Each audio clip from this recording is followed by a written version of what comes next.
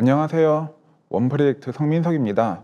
오늘 AI 네이티브 팩토리 웨비나 시리즈 네 번째 제조 암묵지에 대해서 말씀드리는 시간을 좀 가져보려고 합니다.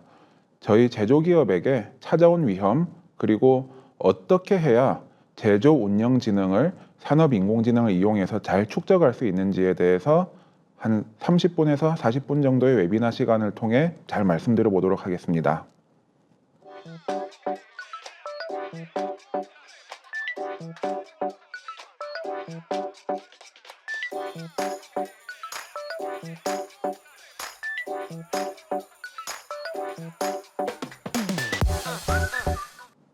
네, 먼저 암묵지는 무엇이고 그리고 제조 암묵지란 무엇인지에 대해서 말씀드릴 수 있도록 하겠습니다. 우리는 실제로 행동하고 판단할 때 자신이 설명할 수 있는 것보다 훨씬 많은 지식을 사용합니다.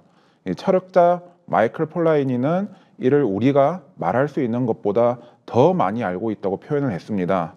암묵지는 경험을 통해 몸과 감각, 직관, 상황 판단 속에 형성된 지식입니다.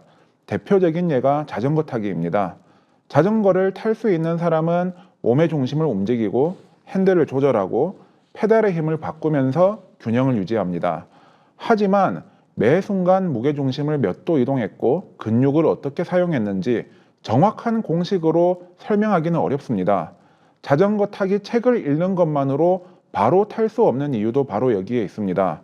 직접 올라타서 균형을 잃고 실수하고 반복해서 몸을 수정하는 과정이 필요합니다. 익숙한 얼굴을 알아보거나 모국어의 어색한 표현을 즉시 구별하는 능력도 비슷합니다. 우리는 상대를 알아보고 문장이 이상하다는 것을 느끼지만 판단에 사용한 모든 기준을 완전하게 설명하지는 못합니다. 수많은 경험이 전체적인 인상과 맥락을 판단하는 감각으로 축적되어 있기 때문입니다. 반면에 형식지는 언어, 숫자, 규칙, 도표, 수식처럼 명시적인 형태로 표현된 지식입니다. 교과서, 설명서, 법률, 데이터베이스, 조리법 등이 이에 해당합니다. 형식지는 저장과 복제, 전달이 쉽지만 실제 상황에 모든 변화를 담을 수는 없습니다. 자전거의 구조와 교통법규는 문서로 전달할 수 있어도 균형을 잡는 감각까지 그대로 옮길 수는 없습니다. 따라서 암묵지와 형식지는 우열의 관계가 아니라 서로 다른 지식의 존재 방식입니다. 사람은 형식지를 배우고 경험을 반복하면서 암묵지를 형성하고 다시 자신의 경험 중 설명 가능한 부분을 규칙과 문서로 정리해서 형식지로 바꿉니다. 다만 이 과정에서 미세한 감각과 상황 판단은 일부 빠질 수밖에 없습니다. 결국 형식지는 암묵지를 완전히 복제한 것이 아니라 그중 표현 가능한 부분을 추출한 결과라고 이해해야 합니다. 이어서 제조 암묵지에 대해서 말씀드리겠습니다. 제조 암묵지는 숙련자가 현장 경험을 통해 설비와 공정의 상태를 감지하고 의미를 해석하며 조치를 판단하는 과정에서 형성된 경험 지식입니다. 단순히 설비 사용법이나 작업 절차를 잘 아는 것과는 다릅니다. 같은 설비라도 부하, 원재료, 생산 속도, 정비 상태에 따라 반응이 달라지며 숙련자는 이 차이 속에서 정상적인 변동과 문제의 시작을 구분합니다. 제조 현장은 같은 작업을 반복하는 것처럼 보여도 실제 조건은 계속 변합니다. 원재료 편차, 온습도, 설비 열화, 작업 순서, 교체 부품, 작업자의 조작 방식이 서로 영향을 줍니다. 그래서 숙련자는 계기판의 숫자와 알람만 보지 않습니다. 평소보다 거칠어진 소리, 달라진 진동, 온도가 오르는 속도, 제품의 표면과 색상, 냄새와 열감처럼 즉시 수치화하기 어려운 신호도 살핍니다. 개별 변화는 작아도 여러 신호가 동시에 나타나는 방식에서 이상을 알아차립니다. 이 감각은 막연한 직감이 아니라 수많은 정상과 이상 상태를 경험한 결과입니다. 숙련자의 머릿속에는 특정 수치 하나가 아니라 설비가 정상적으로 움직일 때의 전체 모습이 기준으로 쌓여 있습니다. 따라서 수치가 허용 범위 안에 있어도 변화 속도나 변수의 조합이 평소와 다르면 이상을 의심하고, 반대로 알람이 발생해도 특정 운전 조건에서 반복되는 현상이라면 불필요한 조치를 피합니다. 숙련자는 현상을 직전 작업, 생산 조건, 정비 이력, 원재료 변경, 작업자 조작과 연결해 해석합니다. 진동 증가가 고장 징후인지, 생산량 증가에 따른 부하 변화인지, 원재료 특성 때문인지 가능성을 좁혀갑니다. 이때 현상의 순서도 중요합니다. 온도 상승 뒤에 진동이 커진 경우와 진동 증가 뒤에 온도가 오른 경우는 다른 원인을 가리킬 수 있습니다. 마지막으로 숙련자는 무엇을 먼저 확인하고 어느 수준까지 조치할지를 결정합니다. 운전 조건을 조정하며 추이를 볼지, 부품을 점검할지, 즉시 설비를 멈출지를 생산 손실과 품질, 안전 위협까지 고려해가지고 판단을 합니다. 조치 후에는 소리, 진동, 공정 수치와 제품 상태를 확인하고 예상과 다르면 가정을 수정합니다. 결국 제조 암묵지는 감지, 해석, 추론, 조치, 확인이 반복되는 과정에서 축적된 현장 판단 능력이라고 할 수 있습니다. 이어서 제조 암묵지의 역할에 대해서 말씀드리겠습니다. 제조 현장의 데이터는 온도 압력, 진동 생산 속도, 수율, 품질 편차처럼 무엇이 변했는지를 보여줍니다. 형식지는 허용 범위와 점검 항목, 작업 순서, 알람별 대응 절차를 제공해 여러 작업자가 공통된 기준으로 움직이게 합니다. 그러나 데이터와 절차만으로는 현재 상황의 의미와 대응 우선순위까지 자동으로 결정되지 않습니다. 같은 온도 상승도 생산 부하 증가일 수 있고 냉각 계통 이상이나 부품 열화의 시작일 수도 있기 때문입니다. 이때 제조 암묵지는 수많은 정보 가운데 지금 중요하게 봐야 할 신호를 고르는 역할을 합니다. 숙련자는 알람 자체보다 그 이전의 변화 추세를 살피고 전체 평균보다 특정 시간대나 제품에서만 나타나는 편차에 주목할 수 있습니다. 데이터가 많다고 판단이 좋아지는 것은 아닙니다. 관련성이 낮은 정보가 오히려 핵심 징후를 가릴 수 있기 때문에 무엇을 먼저 보고 무엇을 뒤로 미룰지 선택하는 능력이 필요합니다. 제조 암묵지는 형식지를 무시하는 지식이 아니라 일반적인 기준을 현재 설비와 공정의 조건에 맞게 해석하는 지식입니다. 진동값이 허용 범위 안에 있어도 지속적으로 증가한다면 초기 이상으로 볼 수 있고, 기준을 잠시 벗어났더라도 기동이나 제품 전환 때 반복되는 현상이라면 정상적인 과도 상태로 판단할 수 있습니다. 숙련자는 단일 수치보다 변화 방향, 지속 시간, 다른 변수와의 동시성, 해당 설비의 평소 특성을 함께 봅니다. 또한 제조 암묵지는 어떤 행동을 먼저 취할지 결정하게 합니다. 생산량을 낮추고 추이를 볼지, 운전 조건을 조금 조정할지, 부품을 점검할지, 즉시 설비를 멈출지를 문제의 심각성, 확산 가능성, 품질과 안전 영향, 생산 손실을 함께 고려해서 선택합니다. 모든 원인을 빠르게 확인한 뒤에 움직일 시간이 없는 현장에서는 가장 위험이 낮고 효과적인 대응 경로를 빠르게 정하는 것이 중요합니다. 마지막으로 조치 결과를 다음 판단에 연결합니다. 조건을 바꾼 뒤에 진동이 줄었는지, 부품을 조정한 뒤 품질 편차가 사라졌는지를 확인하고 예상과 다르면 처음의 가설을 수정합니다.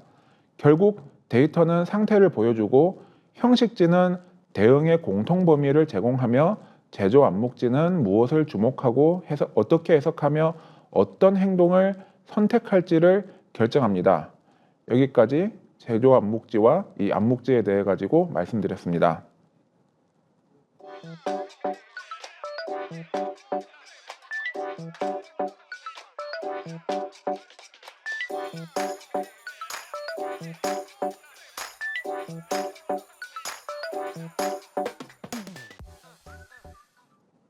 네, 이어서 제조 암묵지가 왜 일부만 형식지화 되었는지에 대해 가지고 말씀드릴 수 있도록 하겠습니다.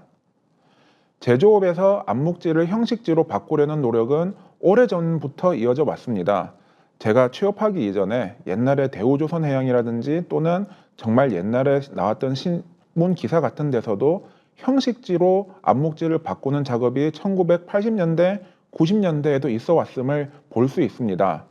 기계화 이전에도 장인은 작업을 직접 보여주고 도제는 이를 관찰하고 반복하며 기술을 익혔습니다. 이 과정에서 작업 순서, 도구 사용법, 재료를 다루는 방법처럼 반복적으로 가르칠 수 있는 내용은 구두 지시와 기록, 견본, 도면으로 남겨졌습니다. 이후 생산 규모가 커지고 작업이 여러 공정과 인력으로 나뉘면서 개인의 머릿속과 손끝에 있던 지식을 공통된 작업 방식으로 바꿀 필요가 커졌습니다. 특정 숙련자만 제품을 만들 수 있다면 생산량 확대가 어렵고 작업자마다 품질과 시간이 달라집니다. 새로운 인력이 들어올 때마다 같은 시행착오를 반복해서도 안정적인 생산을 유지하기 어렵습니다. 그래서 기업은 숙련자의 행동을 관찰해 작업 순서와 조건, 사용 도구, 확인 항목을 분리하고 다른 사람도 따라할 수 있는 형태로 정리하기 시작했습니다. 형식지화는 지식 관리라는 개념보다 생산을 반복하고 품질을 일정하게 유지하려는 현실적 필요에서 출발한 것입니다. 대표적인 수단은 표준 작업입니다. 숙련자의 동작과 순서를 작업 단계, 소요 시간, 작업 위치, 도구 사용법, 품질 확인 지점으로 정리해 개인의 기억을 조직의 공통 기준으로 바꿨습니다. 표준은 고정된 문서가 아니라 더 안전하고 빠른 방법이 발견되거나 설비와 제품이 바뀔 때마다 수정되었습니다. 작업 절차서와 점검표는 준비사항, 안전조치, 저작 순서, 확인 수치와 완료 조건을 명시해 중요한 과정이 빠지지 않도록 했습니다. 고장 진단표와 원인 대책표는 특정 증상과 가능한 원인 확인 방법, 권장 조치를 연결해 과거의 문제 해결 경험을 다시 활용하게 했습니다. 실제 고장과 정비 결과, 부품 교체 후의 변화와 재발 여부가 계속해서 추가되면서 개별 사건은 조직의 지식으로 축적되었습니다. 문서로 옮기기 어려운 행동 지식은 현장 OJT와 사수 부사수 체계, 작업 시범과 반복 실습을 통해 전달됐습니다. 이 과정에서 자주 발생하는 실수와 설명이 필요한 단계는 다시 교육 자료와 작업 기준에 반영되었습니다. 결국 제조업은 표준과 절차로 경험을 기록하고 숙련 전승으로 행동을 재현하며 현장 개선 결과를 다시 문서에 반영하는 순환을 통해 암묵지를 지속적으로 형식지화해 왔습니다. 그럼 이어서 형식지화할 수 있었던 암묵지는 어떤 것들이었는지에 대해서 말씀드리겠습니다. 제조 현장의 암묵지 가운데 형식지로 옮기기 쉬운 것은 비슷한 조건에서 반복되고 행동과 결과의 관계가 비교적 일정한 지식입니다. 숙련자가 여러 차례 같은 작업을 수행하며 이 조건에서는 이렇게 해야 한다는 패턴을 확인할 수 있다면 개인의 요령도 공통된 작업으로 바꿀 수 있습니다. 반대로 한 번만 발생하거나 매번 조건과 결과가 크게 달라지는 경험은 일반적인 규칙으로 만들기 어렵습니다. 형식지화가 가능하려면 먼저 어떤 상황에서 판단과 행동이 필요한지 구체적으로 구분할 수 있어야 합니다. 제품 종류, 설비 상태, 온도와 압력 범위, 작업 단계, 알람 코드처럼 조건을 명확히 정의할 수 있다면 어떤 경우에 무엇을 해야 하는가를 규칙으로 표현할 수 있습니다. 예를 들어 윤활유 압력이 일정 시간 안에 기준값에 도달하지 않으면 설비를 정지하고 누유, 필터, 펌프를 순서대로 점검하도록 정할 수 있습니다. 숙련자의 행동을 준비, 실행, 확인 단계로 나눌 수 있는지도 중요합니다. 금형 교체 작업을 설비 정지와 에너지 차단, 기존 금형 분리, 접촉면 청소, 새 금형 고정, 정렬 확인, 시험 가동으로 구분하고 체결 토크와 허용 오차까지 명시하면 개인의 연속적인 동작이 표준 절차가 됩니다. 판단 기준은 관찰하거나 측정할 수 있어야 합니다. 적당히 단단하게 조인다는 감각도 토크 값과 체결 순서로 바꿀 수 있고 색상과 광택도 표준 견본과 색차 기준으로 구체화할 수 있습니다.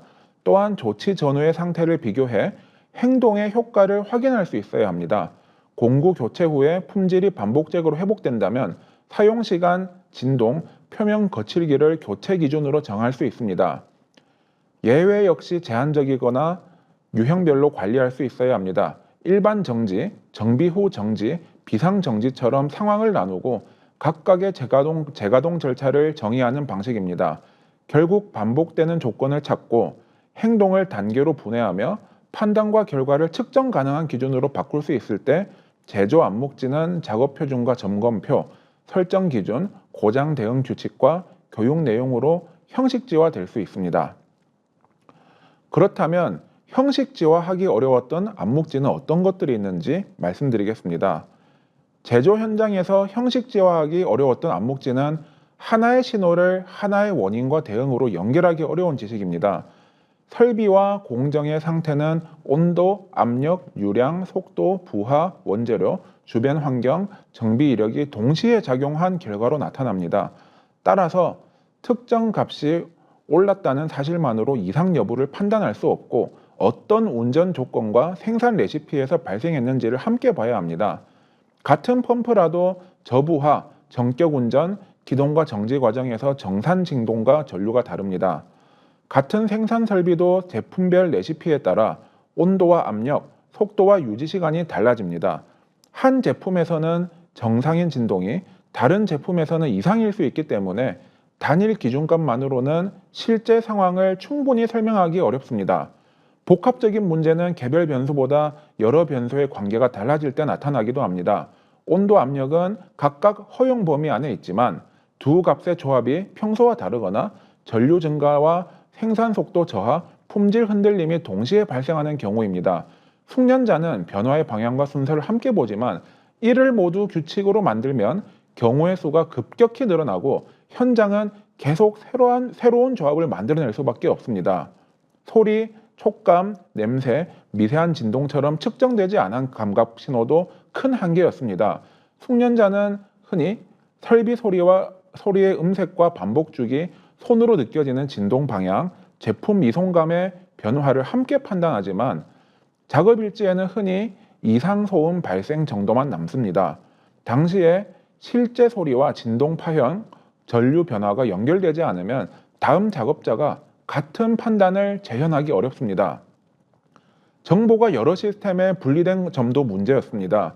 전류와 온도는 제어 시스템에, 진동은 상태 감시 장비에, 품질은 검사 시스템에, 작업자 관찰은 교대 일지에 남았습니다. 같은 사건을 설명하는 정보가 흩어져 있으니 숙련자가 무엇을 함께 보고 판단했는지 복원하기 어려웠습니다. 또 수년에 발생하는 희귀 고장은 반복 사례가 부족하고 비상복구가 우선돼 판단 과정도 충분히 기록되지 않습니다. 또한 같은 모델의 설비라도 설치 환경과 사용 이력, 센서 위치, 부품 교체 이력에 따라 정상의 모습이 다릅니다. 결국 형식지화의 한계는 설명 능력의 부족이 아니라 변수가 많고 기준이 계속 달라지며 다양한 신호가 측정 연결되지 못한 데 있었습니다. 이어서 규칙으로 환원되지 않는 숙련자의 판단에 대해 말씀드리겠습니다. 제조 현장에서는 같은 신호도 가동 모드와 레시피, 설비 이력과 주변 조건에 따라 의미가 달라집니다. 소리, 진동, 전류, 온도, 품질 정보를 모두 측정하고 기록하더라도 판단이 저절로 만들어지는 것은 아닙니다. 수많은 정보 가운데 무엇을 먼저 볼지, 어떤 변화를 하나의 현상으로 묶을지, 현재 상황을 어떤 문제로 정의해야 할지를 선택해야 하기 때문입니다. 숙련자는 모든 데이터를 같은 비중으로 보지 않습니다. 현재 생산 중인 제품과 레시피, 운전 단계, 직전 작업을 기준으로 의미 있는 신호에 집중합니다. 같은 진동 증가도 레시피 전환 직후라면 일시적인 부하 변화일 수 있지만 안정 운전 중 서서히 커졌다면 부품 열화나 정렬 이상을 의심할 수 있습니다. 핵심은 값 자체가 아니라 평소와 무엇이 다르고 다른 신호가 어떤 관계를 이루는지 해석하는 데 있습니다. 눈앞의 증상과 실제 해결해야 할 문제도 다를 수 있습니다. 제품 불량이 나타났더라도 원인은 원재료에 있는 수분, 금형 온도, 냉각 조건, 구동 불안정, 센서 오차 등 다양합니다. 숙련자는 결과만 보지 않고 문제가 어디서 시작되었고 어느 범위까지 영향을 주는지 판단합니다. 같은 레시피를 쓰는 다른 설비에서는 문제가 없고 특정 설비의 첫 생산 구간에서만 불량이 발생한다면 레시피보다 예열이나 전환 과정이 원인일 가능성이 높습니다. 숙련자는 서로 다른 신호를 하나의 상황으로 묶되 단순히 동시에 발생했다는 이유만으로 연결하지 않습니다. 전류 상승, 주기적 소음, 이송 속도 흔들림, 외관 불량이 같은 조건에서 반복된다면 공통 원인을 의심할 수 있습니다. 반면 정비 직후 진동과 불량이 함께 나타났더라도 진동은 센서 재설치, 불량은 원재료 변경 때문일 수 있습니다. 원인 후보가 많을 때는 발생 가능성뿐만 아니라 확인 시간, 안전과 품질 영향, 생산 중단 비용까지 고려해 우선순위를 정합니다. 작은 조건 조정으로 확인할 수 있는 원인은 먼저 시험하고 추가 운전이 큰 손실로 이어질 수 있다면 원인이 확정되지 않아도 설비를 멈춥니다. 조치는 해결 행동인 동시에 가설을 검증하는 질문입니다. 반응이 예상과 다르면 원인을 바꾸고 문제의 범위를 다시 정의합니다.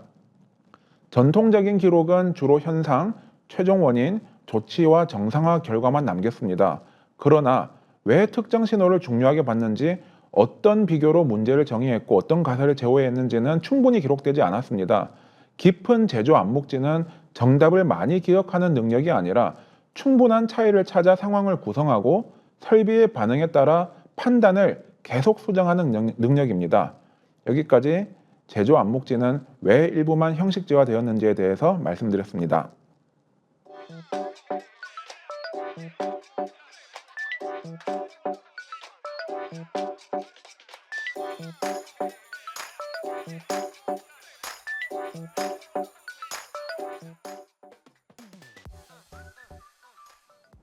네, 이어서 숙련 인력의 은퇴가 제조 기업에 만드는 위험에 대해서 말씀드리겠습니다.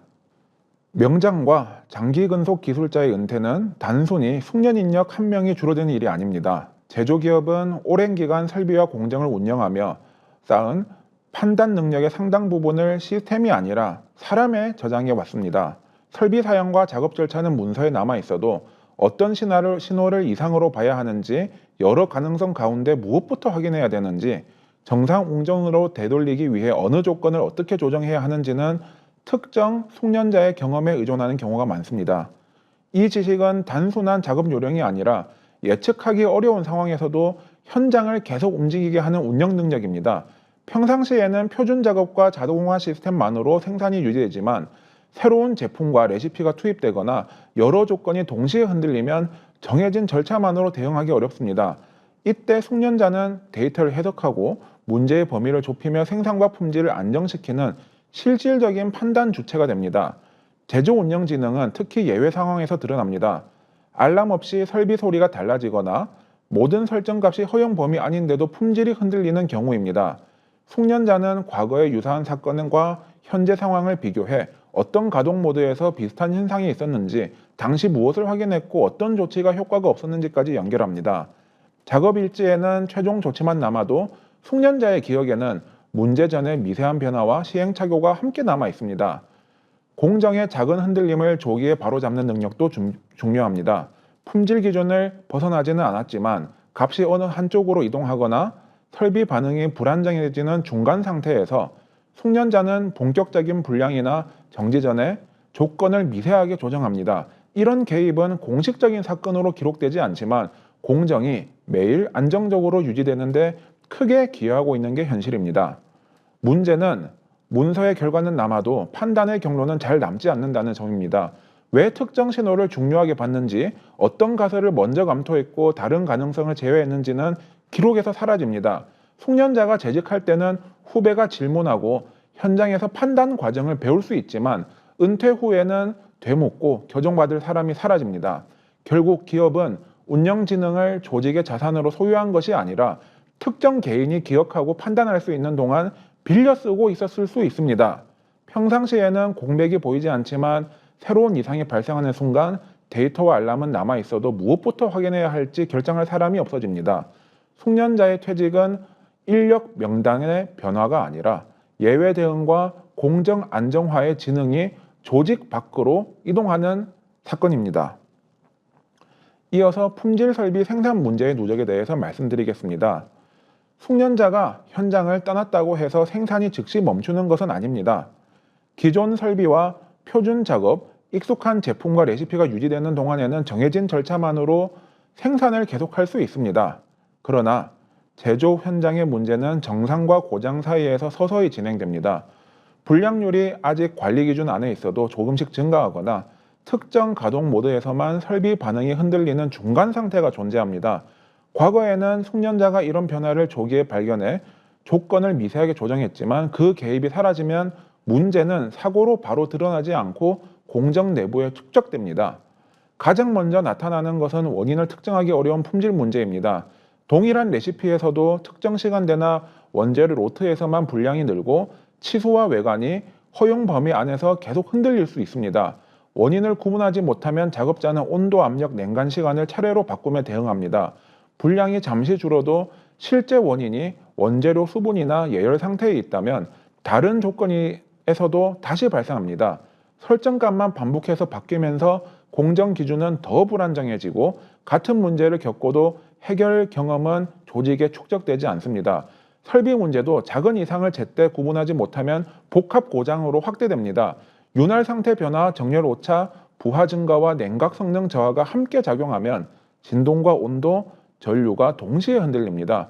이 단계에서는 무엇이 최초 원인이고 무엇이 결과인지 구분하기 어려워져 관련 부품을 하나씩 교체하며 확인하는 방식에 의존하게 됩니다. 숙련자의 미세 조정이 사라진 공정은 관리 한계를 한 번에 벗어나기보다 목표 상태에서 조금씩 멀어집니다. 제품 편차와 에너지 사용량, 설비 진동의 변동폭이 커지고 작업자마다 설정과 대응이 달라집니다. 이런 상태가 오래 지속되면 원래 이 설비는 이 정도로 흔들린다는 인식이 생기고 성능 저하와 품질 손실이 뉴노멀, 즉 새로운 정상으로 굳어지게 됩니다. 원인을 빠르게 좁히지 못하면 현장은 진단보다 복구에 집중합니다. 알람이 사라지고 생산이 재개되면 문제를 해결했다고 여기지만 최초 원인과 발생 조건이 남지 않아 같은 문제가 반복됩니다. 복구 시간이 길어지면 생산 계획을 맞추기 위해 가동률과 속도를 높이고 높아진 부하는 다시 설비와 공장의 편차를 키웁니다. 결국 하나의 미해결 문제가 품질 불안, 설비 열화, 생산 손실을 연쇄적으로 만들며 현장의 부담을 계속 누적시킵니다. 네, 이어서 신규 제품과 자동화 공장의 취약성에 대해 말씀드리겠습니다. 기존 제품을 익숙한 설비와 레시피로 생산하는 동안에는 표준 작업과 자동화 시스템만으로도 일정한 운영이 가능합니다. 그러나 신규 제품이나 새로운 생산 라인이 투입되면 기존에 검증된 조건을 그대로 적용하기 어렵습니다. 원재료 특성, 제품 형상, 설비 부하와 공정 간 연결 형태가 달라지면서 이전에는 없던 품질 편차와 설비 반응이 나타나기 때문입니다. 이때 필요한 것은 정해진 값을 반복하는 능력보다 새로운 현상을 해석하고 적정 조건을 찾아가는 판단입니다. 신규 제품의 초기 양산에서는 설계 허용 범위를 만족하는 것만으로 충분하지 않습니다. 연속 생산에서도 품질이 유지되는지, 생산 속도를 높여도 편차가 커지지 않는지, 제품 전환과 재가동 이후에도 같은 결과가 나오는지를 확인해야 합니다. 미세한 변형이 발생했을 때 금형 온도, 압력, 냉간 시간, 원재료 상태 가운데 무엇부터 조정할지 결정하지 못하면 조건을 하나씩 바꾸며 시행착오를 반복합니다. 여러 값을 동시에 변경하면 품질이 일시적으로 좋아져도 어떤 조치가 효과적이었는지 알기 어렵고 환경이 바뀌면 문제가 다시 나타날 수 있습니다. 신규 라인도 개별 설비가 사용대로 움직인다고 안정적인 것은 아닙니다. 설비 간 속도와 대기 시간, 이송 조건, 검사와 재투입 과정이 연결되면 예상하지 못한 병목과 품질 편차가 발생합니다. 한 설비의 속도를 높인 결과 다음 공정의 대기가 늘거나 앞 공정의 작은 흔들림이 후 공정에서 큰 분량으로 확대될 수 있습니다. 전체 라인을 하나의 흐름으로 보지 못하면 각 장비는 정상인데도 생산성은 떨어질 수 있습니다.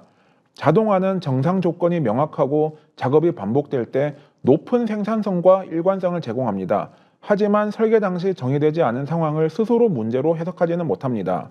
센서 값이 모두 허용 범위 안에 있어도 값들 사이의 관계가 평소와 다를 수 있고 한 설비의 알람 원인이 앞뒤 공정에 있을 수도 있습니다. 자동화 수준이 높을수록 하나의 센서 오류나 이송 지연이 여러 장비의 정지와 연쇄 알람으로 확대되어 최초 원인을 찾기 더 어려워집니다. 결국 자동화가 반복 운전을 더 많이 담당할수록 사람에게 남는 일은 예외를 해석하는 고난도 판단입니다. 작업자는 줄어들지만 한 사람이 이해해야 할 설비와 데이터의 범위는 아이러니하게도 더 넓어집니다. 숙련 승계 없이 자동화만 확대하면 정상 상태에서는 효율적으로 움직이지만 조건이 달라지는 순간 외부 엔지니어와 설비 제작사, 퇴직 숙련자에게 다시 의존하게 됩니다. 신규 제품과 신규 라인의 안정화가 늦어지고 복합 장애 때마다 반복 점검과 생산 중단이 길어지는 이유입니다. 이어서 후속 세대와 공급망의 기술 단절에 대해 말씀드리겠습니다. 후속 세대가 숙련을 이어받으려면 작업 절차와 기술 자료를 읽는 것만으로는 충분하지 않습니다. 실제 문제 상황에서 선배가 무엇을 먼저 보고 어떤 정보를 제외하며 어떤 근거로 원인 후보를 좁히는지를 반복해서 관찰해야 합니다. 후배가 직접 판단하고 조치한 뒤에 그 결과를 숙련자와 비교하며 잘못된 해석을 교정받는 과정도 필요합니다. 제조 안목지는 정답을 듣는 것보다 판단을 시도하고 수정하는 경험을 통해 형성되기 때문입니다. 하지만 은퇴를 앞둔 숙련자에게 짧은 인터뷰와 인수인계만 진행해서는 이러한 능력을 충분히 옮기기 어렵습니다. 숙련자는 몸에 밴 판단을 모든 단계로 설명하지 못할 수 있고 실제 예외 상황이 발생하지 않으면 어떤 신호를 어떻게 해석하는지 보여주기도 어렵습니다. 결국 후배에게는 매뉴얼과 최종 조치 기록만 남고 새로운 상황에서 문제를 정의하고 대응 방향을 선택하는 사고 과정은 빠지게 됩니다. 숙련자는 후배 판단을 교정하는 기준점이기도 합니다. 소음이 실제 열화인지 특정 운전 모드의 정상 반응인지 품질 편차가 레시피 문제인지 원재료나 예열 상태 문제인지 판단의 순서를 바로잡아줍니다. 이런 교정이 사라지면 일시적으로 문제가 해소된 잘못된 조치도 성공 경험으로 남을 수 있고 여러 설정을 동시에 바꾼 뒤에 정상화되면 실제 원인을 오해할 수도 있습니다.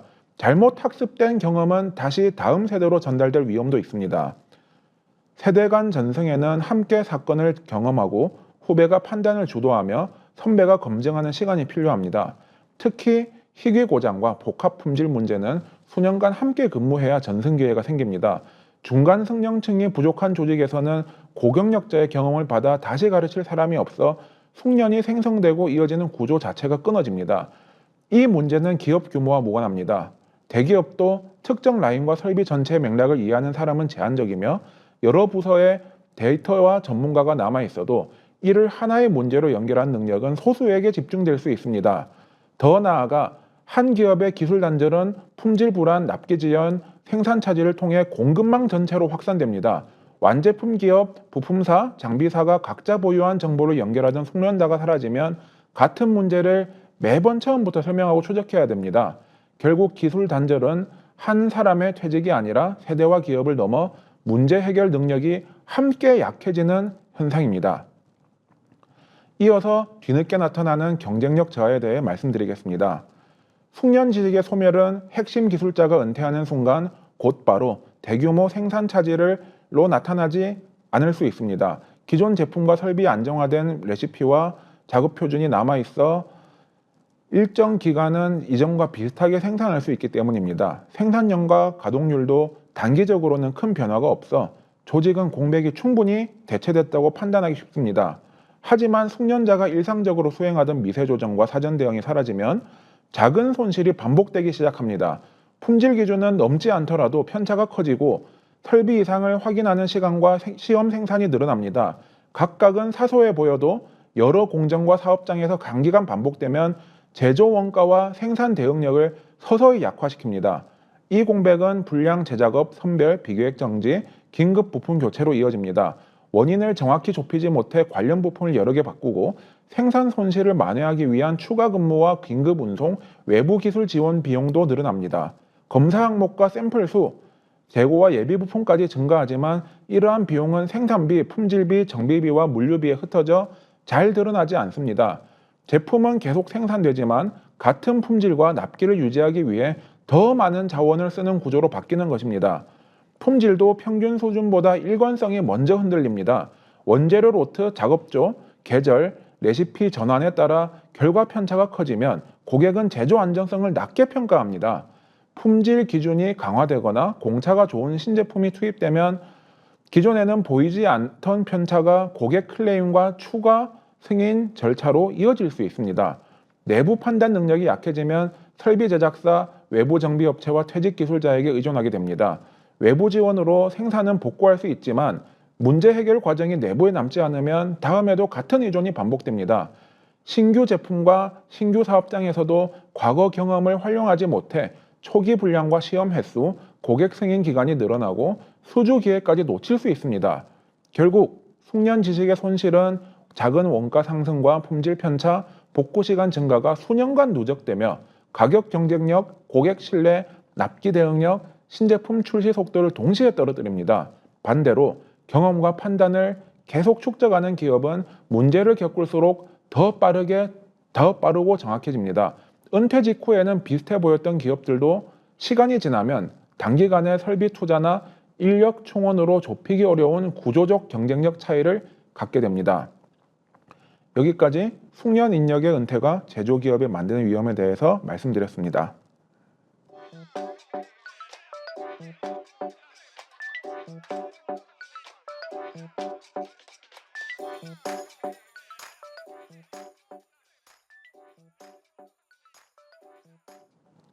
네, 이러한 제조 암묵지 문제를 해결하기 위해서 원프레딕트가 가지고 있는 고유의 AI 네이티브 팩토리 솔루션인 PDX와 사이클론을 통한 제조 운영 진행의 축적에 대해서 말씀드리겠습니다.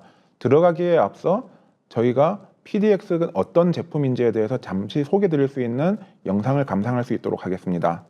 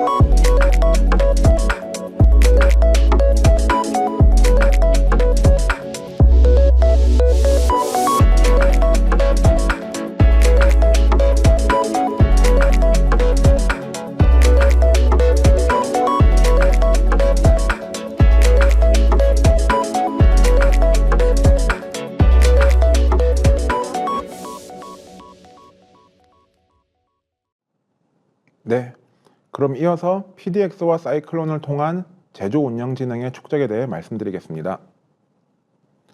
숙련자의 경험을 기업의 제조 운영 진행으로 남기려면 두 가지가 함께 기록되어야 합니다. 하나는 판단 당시 설비와 공정이 어떤 상태였는지이고, 다른 하나는 사람이 무엇을 판단하고 어떤 조치를 했으며 결과가 어떻게 달라졌는지입니다. 현장 데이터만 남으면 수치는 많아도 문제 해결 과정이 보이지 않고 조치 기록만 남으면 왜 그런 판단이 필요했는지 알 수 없습니다. 원프레딕트의 사이클론과 PDX는 이 두 영역을 연결하는 제품 구조입니다. 사이클론은 산업 현장에 흩어진 데이터를 수집, 정렬, 연결해 AI와 사람이 상황을 이해할 수 있는 기반을 만들고, PDX는 그 위에서 산업 AI와 업무 기능을 운영하며 판단과 조치, 작업 지시, 실행 결과를 하나의 흐름으로 이어줍니다. 사이클론은 단순한 통합 저장소가 아닙니다. 설비의 진동, 전류, 온도, PLC와 DCS의 공정 데이터, MES와 QMS의 생산 품질 정보, CMMS의 정비 이력을 설비, 공정, 제품, 시간의 공통 맥락으로 연결합니다. 발생 주기와 형식이 다른 데이터를 정렬하고 어떤 센서가 어느 설비의 어느 위치에 연결되어 있으며 어떤 제품과 운전 조건에서 데이터가 생성되었는지를 구조화합니다. 예를 들어 모터 진동이 증가했더라도 부하 상승인지 레시피 전환 직후의 변화인지 실제 설비 이상인지를 함께 봐야 합니다. 사이클론은 진동이 오른 시점의 운전 모드, 생산 품목, 공정 부하, 품질 결과와 과거 정비 이력을 하나의 사건으로 묶어 어떤 조건에서 어떤 변화가 발생했는가를 재구성합니다. 또한 결측과 노이즈, 시간 불일치를 관리하고 운전 모드별 정상 패턴을 구분해 AI가 잘못된 조건을 비교하지 않도록 합니다. PDX는 사이클론을 기반으로 메인터넌스와 퀄리티를 비롯한 산업 AI 기능을 실제 업무로 운영하는 애플리케이션 플랫폼입니다. AI가 이상 유형과 원인 후보를 제시하면 담당자는 생산을 계속할지, 설비를 점검할지, 어떤 작업을 누구에게 지시할지를 결정합니다. 작업자는 점검 결과와 교체 부품, 조치 내용을 기록하고 이후 설비와 품질이 정상화되었는지를 확인합니다. 결국 사이클론은 숙련자가 판단하던 당시 현장의 상황을 기억하고 PDX는 그 상황을 해석하고 대응한 업무 과정을 기억합니다. 두 제품이 연결될 때 제조 현장의 사건은 단순한 알람이나 작업 일지가 아니라 데이터 분석, 판단, 조치 결과가 함께 축적되는 운영 이력으로 남습니다. 이어서 암묵지의 사례 기반 자산화에 대해 말씀드리겠습니다. 제조 현장의 경험은 데이터가 존재한다고 해서 곧바로 조직의 지식이 되는 것은 아닙니다. 진동과 온도는 상태 감시 시스템에, 생산 품목과 레시피는 MES에, 품질 결과는 QMS에, 정비 내용은 CMMS와 작업 일지에 각각 남을 수 있습니다. 그러나 이 기록들이 서로 연결되지 않으면 당시 상황과 판단의 근거, 실제로 효과가 있었던 조치를 나중에 복원하기 어렵습니다. PDX와 사이클론은 분리된 기록을 하나의 제조 사건으로 묶습니다. 사이클론이 설비 공정 생산 품질 정비 데이터를 시간, 설비, 제품과 레시피를 기준으로 연결하면 PDX는 그 상황에서 이루어진 분석과 담당자의 판단, 작업 지시, 실행 결과를 이어붙입니다. 이로써 제조 경험은 단순한 데이터와 문서의 모음이 아니라 상황, 징후, 판단, 조치, 결과가 연결된 사례로 남습니다. 사례의 출발점은 어떤 조건에서 사건이 발생했는지를 기록하는 것입니다.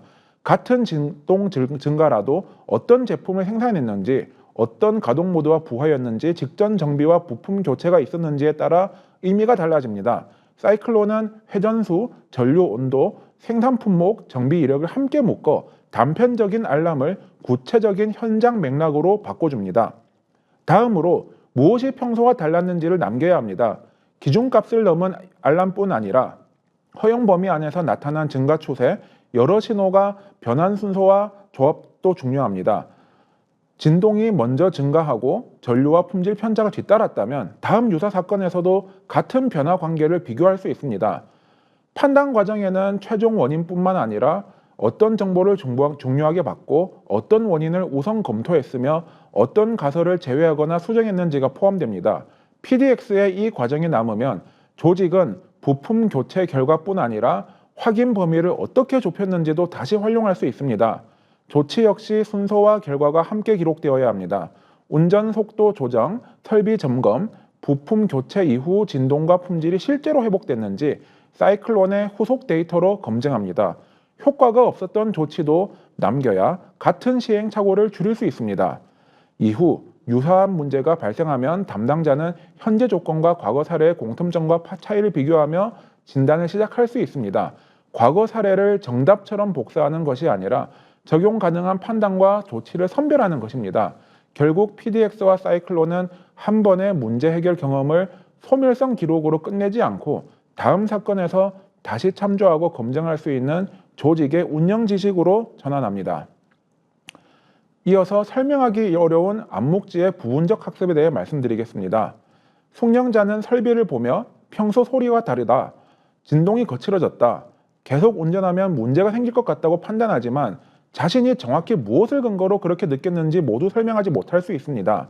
실제 판단에는 음향의 크기뿐 아니라 음색의 반복 주기, 회전수에 따른 변화, 손으로 느껴지는 진동 방향, 전류와 온도의 미세한 움직임이 함께 작용합니다.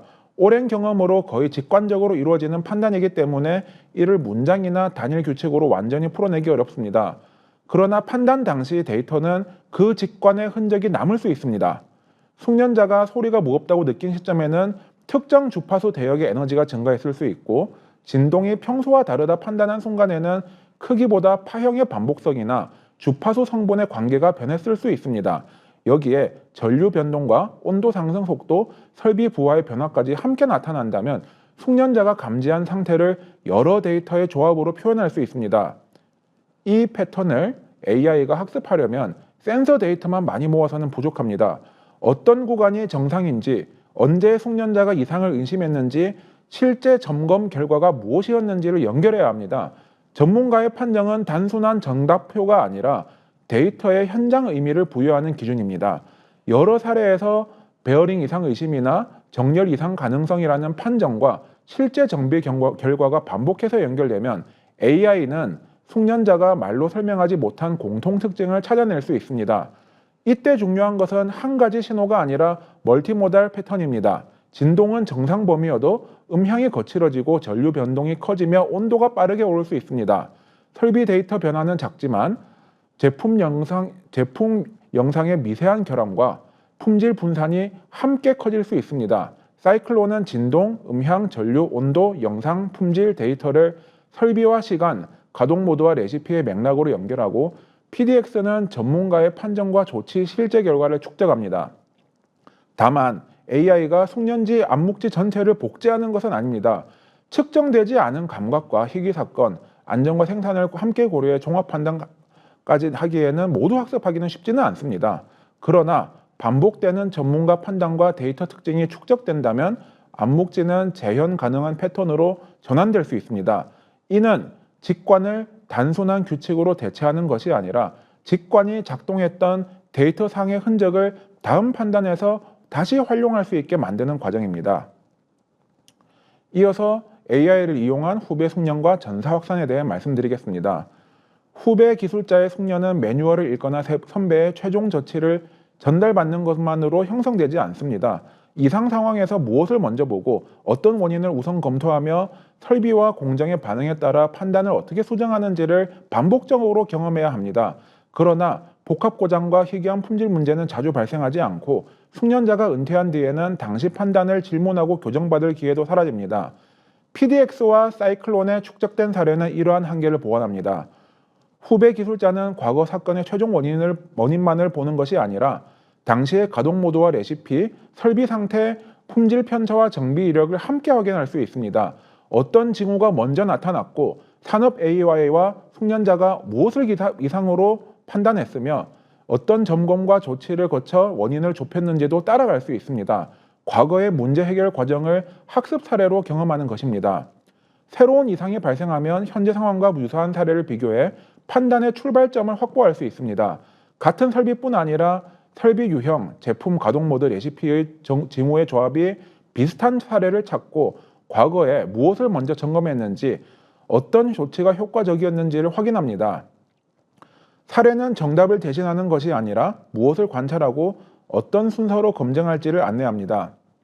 축적된 사례는 후배의 판단을 검증하는 기준도 됩니다. 자신이 의심한 원인이 과거 사례에 어떤 데이터와 연결이 되었는지를 비교하고 현재 상황과 다른 점이 있다면 판단을 수정합니다.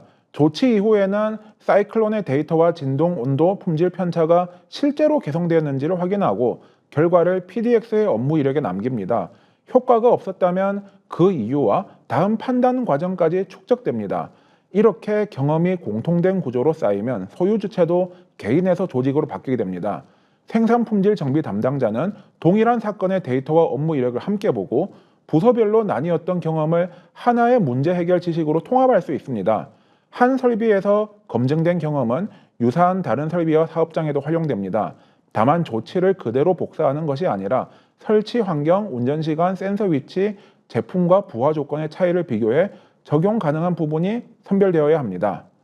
여러 사업장의 사례가 쌓이면 한 공장의 시행착오와 성공 경험은 전사적 운영 지식으로 확산됩니다. 특정 설비의 반복 이상, 제품 전환 과정의 품질 문제, 효과가 검증된 점검 순서를 사업장 간은 공유할 수 있습니다. 결국 후배는 조직 전체의 경험에서 배우고 새로운 판단과 결과를 다시 보태며 제조 운영 지능을 지속적으로 발전시키는 주체가 됩니다. 이어서 이런 AI 솔루션의 도입 기업과 미도입 기업의 장기적 격차에 대해 말씀드리겠습니다. 제조기업은 설비 이상과 품질 불량, 생산 차질을 완전히 없앨 수 없습니다. 중요한 차이는 문제가 발생한 뒤에 대응 능력이 향상되는지, 같은 비용과 손실이 반복되는지에 있습니다. 원프레딕트와 사이클론과 PDX를 도입한 기업은 당시의 설비 공정 품질 정비 데이터와 담당자의 판단, 조치 실행 결과를 하나의 운영 이력으로 축적합니다.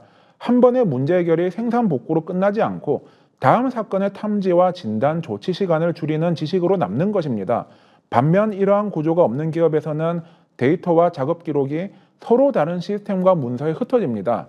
최종 조치는 남아도 어떤 조건에서 문제가 발생했고 왜 특정 원인을 먼저 의심했으며 무엇이 실제 효과를 냈는지는 개인의 기억에 의존합니다.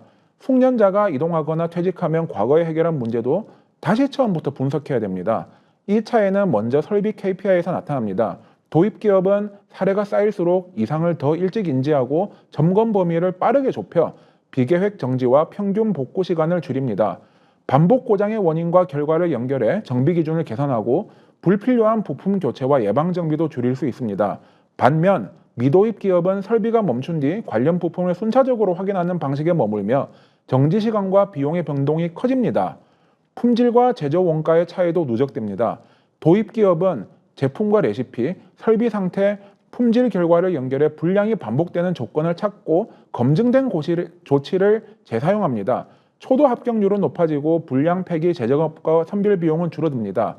미도입 기업은 같은 문제가 제품과 작업조, 사업장을 바꾸고 반복되며 검사 강화와 긴급 대응 비용이 늘어납니다.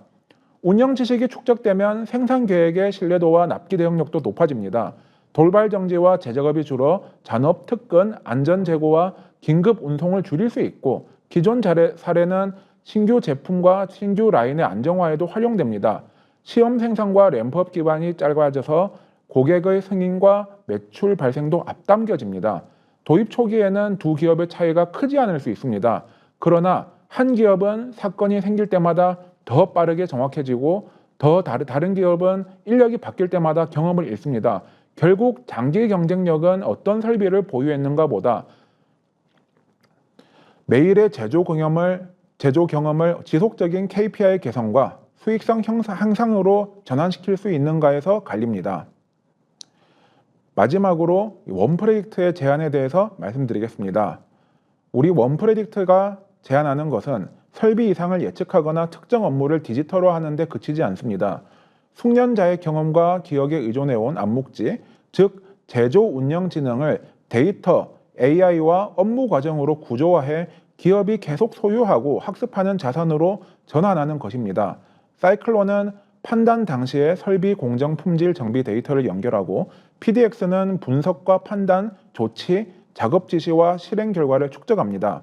숙련자가 떠난 뒤에도 과거의 문제 해결 경험이 다음 사건의 탐지와 진단, 대응에 활용되는 구조입니다. 제조 현장의 문제는 범용 생성형 AI를 소프트웨어에 덧붙이거나 화면을 새롭게 꾸미는 것만으로 해결되지 않습니다. 설비의 물리적 구조와 고장 메커니즘, 공정 변수의 인과관계, 제품과 레시피별 정상 상태를 이해해야 이상을 조기에 감지하고 원인을 진단하며 유효한 조치를 권고할 수 있습니다. 원프레딕트는 물리법칙과 고장 메커니즘을 반영하는 Physical Informed Neural Network과 산업 설비별 전문 지식을 반영하는 Domain Informed Neural Network을 기반으로 산업 AI를 개발합니다. 기업은 화려한 데모보다 실제 설비 데이터 학습 능력, 산업 전문가의 진단 논리, 현장 검증 실적과 조치 결과까지 연결되는 구조를 기준으로 공급사의 옥석을 가려야 합니다. 사업장과 과제마다 개별 SI를 반복하면 당장의 요구는 충족될 수 있지만 데이터 모델과 AI, 업무 기능은 서로 다른 구조로 남습니다. 유사한 문제를 다른 라인과 공장에서 다시 개발해야 되고 구축업체가 바뀌면 경험도 재사용하기 어렵습니다. 사이클론과 PDX는 데이터 연결, 산업 AI 적용, 현장 판단과 실행 축적을 하나의 제품 체계로 제공해 특정 설비에서 시작한 성과를 다른 공정과 사업장으로 확장합니다. 프로젝트가 반복될수록 비용만 늘어나는 것이 아니라 운영 진흥과 경영 성과가 함께 쌓입니다. 그리고 어디서 시작해야 할지 모르는 기업에는 현장 진단형 AX 컨설팅을 제공하고 있습니다. 경영 목표와 생산 손실, 품질 비용, 비계획 정지, 숙련자 의존도, 데이터와 시스템 현황을 진단의 우선 과제를 정하고 POC에서 현장 적용과 전사 확산까지 단계적으로 설계합니다.